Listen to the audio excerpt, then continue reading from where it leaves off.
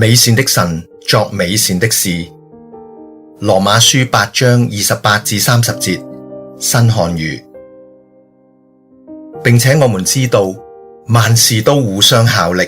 叫愛神的人，就是按着他旨意被召的人得益處。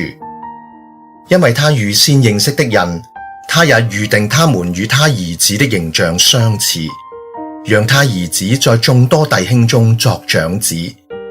他所預定的人，他又呼召他們；所呼召的人，他又稱他們為義；所稱為義的人，他又使他們得榮耀。上主係一切美善嘅源頭，佢自己就係美善嘅，所以佢做嘅任何事都係朝住美好良善嘅目標出發，為要成就佢奇妙美好嘅旨意。至於我哋呢一啲蒙召嘅人，保羅就話俾我哋聽，亦都必然喺佢美好嘅旨意入邊，佢呼召我哋就係要叫我哋得着榮耀。你諗下，呢個係幾咁不可思議。我哋本來係塵土，甚至滿身罪污，大大虧缺咗神嘅榮耀，而家反倒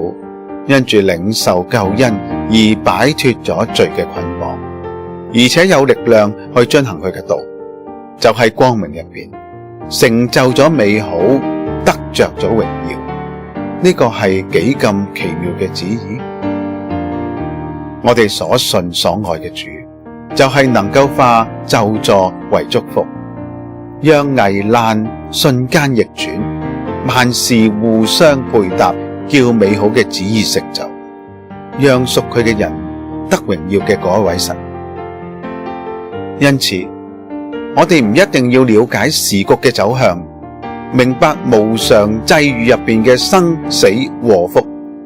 但係我哋卻必須要信任我哋嘅主，信任佢嘅安排，等候佢嘅旨意成就。因為一切擺喺我哋面前嘅事物，都係為咗叫我哋嘅生命更加成熟，更加像主，成為更美好嘅見證，作更多人嘅祝福。